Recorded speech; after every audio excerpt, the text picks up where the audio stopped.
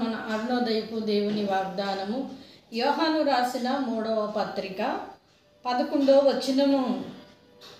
ప్రియుడా, చెడు కార్యములను మాని మంచి కార్యములను జరిగించి నడుచుకునము. హల్లెలూయా. ప్రియమైన దేవుని బిడ్డ, ఇది నానా దేవుడిస్తున్న వాగ్దానము. ప్రియుడా, ఆయన ఎంత చక్కగా నిన్ను పిలుస్తున్నారో.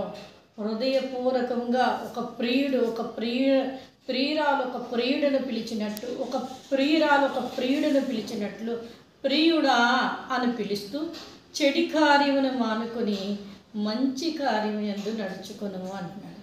ఒకవేళ దేవునికి ఇష్టం లేని చెడు నీలో ఉందేమో దాన్ని తీసివేసుకోమని ఆయన నిన్ను ప్రేమపూర్వకంగా ఆయన నీకు ఆ మాటను తెలియచేస్తూ ఉన్నారు.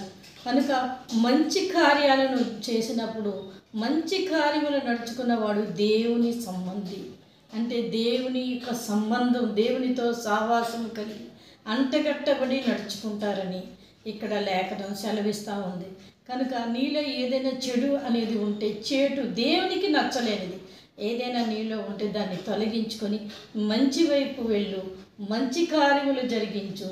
నువ్వు దేవుని సంబంధిగా మారు, పరలోక రాజ్యపు వారసుడిగా వారసురాలిగా నువ్వు మారు.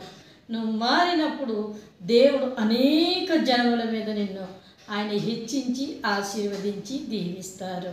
కనుక అరుణోదయాన్ని లేచిన వెంటనే ఈ వాగ్దానాన్ని పట్టుకొని నీ జీవితాన్ని ప్రారంభించు. దేవుడు భవిష్యత్తులో నిన్ను బహుగా దీవించి ఆశీర్వదిస్తారు. ఆమేన్.